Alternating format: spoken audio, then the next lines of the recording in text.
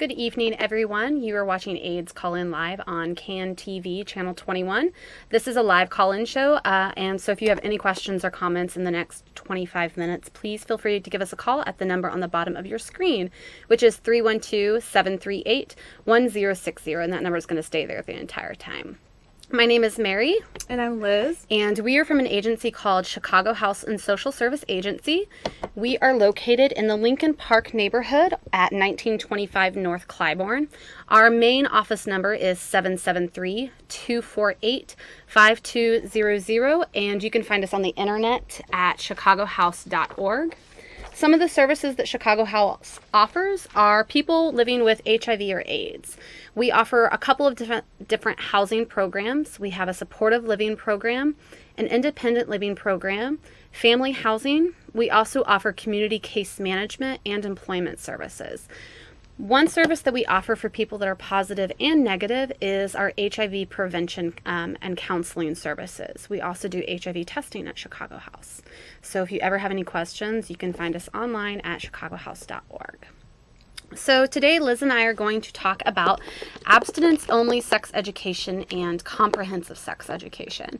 Because for the first time in quite some time, we have a say as residents of Illinois as to what kind of sex education our students should be receiving in our public schooling.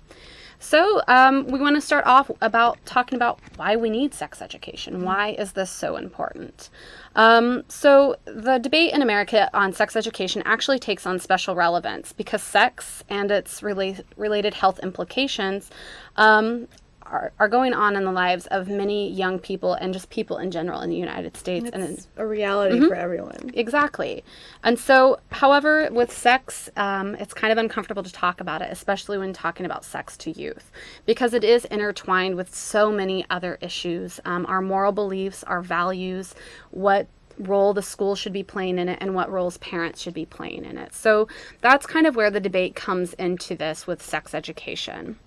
However, we have statistics that show that it is very important that kids get sex education of some kind in the public school system, because whether we like to think about it or not, youth are having sex. So, according to the CDC, which is the Center for Disease Control here in the United States, and they're kind of just the body that does all of the statistics for different kinds of health disparities and diseases. And one that they do is HIV and sexually transmitted infection statistics, which I'll be calling STIs from now on. So half of all STIs occur in people 25 years of age and younger. So half of all STIs are happening in people from 25 and under. So that's a huge population that's being affected by sexually transmitted infections. 1 in 4 new STIs occurs in teenagers, so from people from the age of 13 to 19. So 25% of all new infections are happening in teenagers. Again, teenagers are having sex. We may not like to think about this, but it is happening.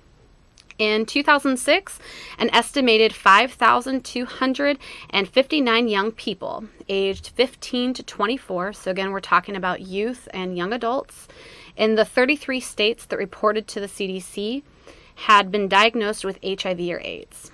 So these kids aren't just getting sexually transmitted infections, most of which can be treated with antibiotics, but they're also getting HIV/AIDS, which is a lifelong illness that they will have to live with for the rest of their life and could have a lot of health complications due to it. Something that's important to take away when you hear these statistics, the statistics don't lie, and they essentially show us that we need to take a different approach. I mean, it's science, it's calculating in its numbers, and these are people that are going to clinics and getting tested, and then they report that information back. STIs can lead to significant social, economic, and personal consequences. One sexually transmitted infection that can actually be pretty serious for people is something called pelvic inflammatory disease, which is often the consequence of an untreated sexually transmitted infections. So girls will get pelvic inflammatory disease, and then when they decide to have children later on in life, because of something that happened when they are a teenager, they are no longer able to become pregnant. So that's just one example of what happens when youth are uneducated about how to protect themselves sexually. So while a lot of STIs do have a cure, especially bacterial infections, the damage that they can cause in the long run is irreversible. Exactly. So, they have unprotected sex at the age of 14, and then when they're 28, they decide to have children, they no longer can. So I also talked about how there's roughly about 5,200 youth every year diagnosed with HIV/AIDS. So I wanted to talk a little bit more about youth and HIV. The HIV/AIDS epidemic remains a serious health concern for young people, and unprotected sexual activity, so unprotected sex, is responsible for a substantial amount of the youth becoming infected.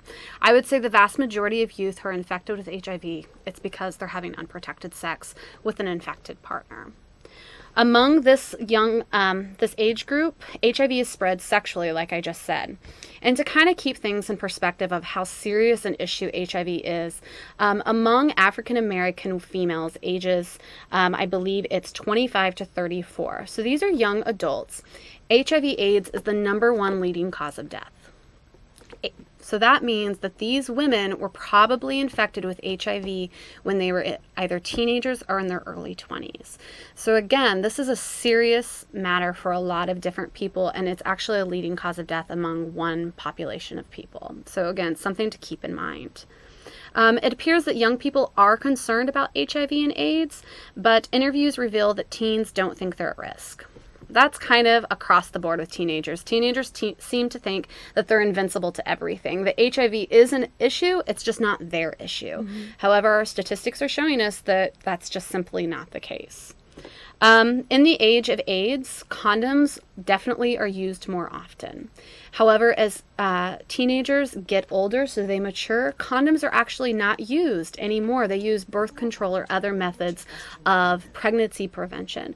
But the important thing to teach kids is that it's not just pregnancy prevention that we're concerned with, it's HIV prevention as well as STI prevention. So that's why sex education is really important, whether it be abstinence-based education or comprehensive-based education. And so now we're going to talk about what does that mean? What's abstinence-based and what's comprehensive? What is abstinence-only education? Basically, it involves discussions of values, of character, and in some cases, refusal skills. Which is all very important to have. Yes, indeed. But it's very limited to those things. It promotes abstinence from sex. And basically what abstinence means is to not have sex.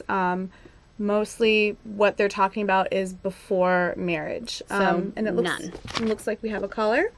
All right, caller, you are on air. What is your question or comment? Thank you.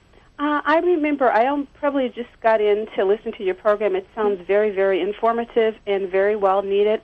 However, I specifically heard you mention African American girls, and you mentioned an